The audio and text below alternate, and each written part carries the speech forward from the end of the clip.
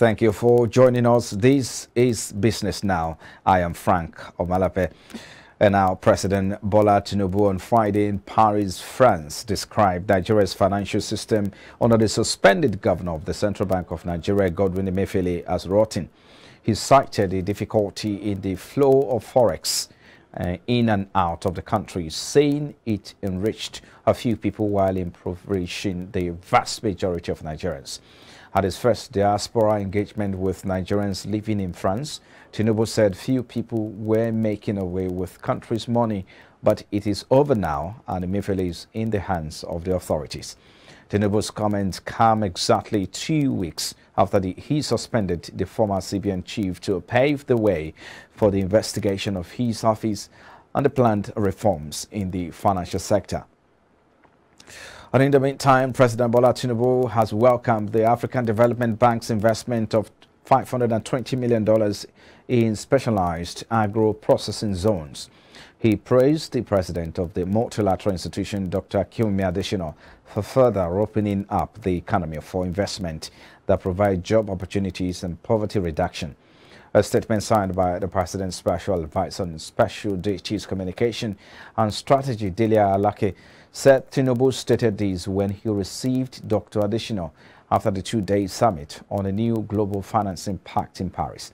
Tinubu said the agro-industrial project strengthens an area of Nigeria's competitive advantage as he listed other areas of priority that require foreign direct investment. In its remarks, Dr. Adesina said the bank would support the new administration's economic policies, which had placed the people first in development targets. And now the Debt Management Office has disclosed that Nigeria's total foreign debt for the period ending March 31st, 2023 has risen to 49.85 trillion naira from 46.25 trillion naira as of December 2022. The agency, which revealed this in a statement on the weekend, said the total public debt containing the external and domestic debts of the federal government, the 36 states and the Federal Capital Territory was 49.85 trillion. The DMO, however, added that he recently securitized ways and means loans of 22.7 trillion and would be included as federal government domestic debt from June 2023.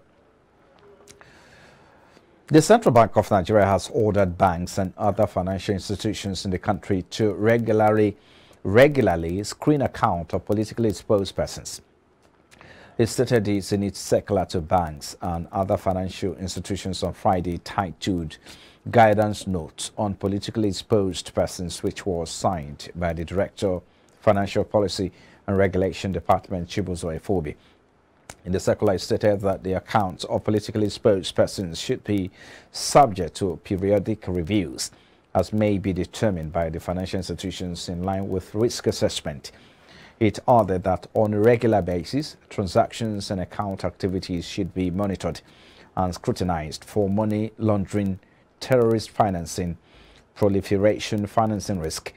The CBN explained domestic politically exposed persons to be those entrusted with prominent public positions in Nigeria, while those entrusted with prominent public positions in any other foreign jurisdiction were foreign politically exposed persons. Also, the Central Bank of Nigeria has mandated financial institutions to obtain the social media handle, email addresses, telephone numbers, residential addresses, and more of their customers. This forms part of its new customer due diligence and regulations and is in a bid to further deepen the identification process in the banking system. The Apex Bank disclosed this in its newly released Central Bank of Nigeria Regulations 2023 document. The CBN stated that its new regulation was created to provide additional customer due diligence measures for financial institutions under its regulatory purview. Under its customer identification column, the banking regulator stated that financial institutions must identify their customer, whether permanent or occasional, and whether natural or legal persons or legal arrangement, and obtain the stipulated relevant information. And now, the Nigeria Extractive Industries Transparency Initiative has announced its readiness to partner with environmental rights action on the management of oil and gas emissions. NATE, in a statement issued in Abuja, said it would sign a memorandum of understanding with ERA to deepen civic engagement on environmental justice in managing oil emissions and gender issues, particularly in the extractive industry's host communities. He said the MOU will cover public education and enlightenment, civil society policy advocacy, capacity building on control of toxic and poisonous chemicals such as carbon monoxide, methane, and other pollutants resulting from oil and gas exploration in host communities. NATE's Executive Secretary Obunaya Orji disclosed this at a meeting with a delegation from ERA, an organization based in the Niger Delta. Orji emphasized the importance of dialogue, constructive civil society engagement, and policy-based discussions among the government, extractive industry companies, and diverse stakeholders. And now a group of experts in Lagos State has called on President Bola Tinubu to improve the standard of living of Nigerians, grow the economy, mitigate the impact of inflation, and reduce the country's debt rate without undermining national unity. The call was made at the annual lecture and award night put together by the African Network Communications in Lagos. The report now. Lectures and African Gold and Merit Award attracted renowned figures in politics, economics, and academia to discuss pressing challenges facing Nigeria. First to mount the podium was Professor Olatunde Gabriel Babawale, Provost, Anti-Corruption Academy of Nigeria. Sharing profound insights and thought-provoking ideas, he emphasized the importance of unity among compatriots and the collective responsibility to build a strong and prosperous nation. Now, we have been rattled, we have been riddled with the problems of corruption, the problem of insecurity, the problem of a declining economy. And apart from these problems, we have also had the challenge of the need to restructure the country, the need to devolve power. All of these have been concerns of various groups of individuals. With a primary focus on improving the lives of Nigerians, growing the economy, mitigating the impact of inflation, and reducing the country's debt rate, the group emphasized the need for sustainable development without compromising national unity. To tell the truth, no matter who's and I like that, because if we learn to do things do the right things by choice, our country will become better. We don't need to wait until we are coerced or flogged or pushed before we do the right thing.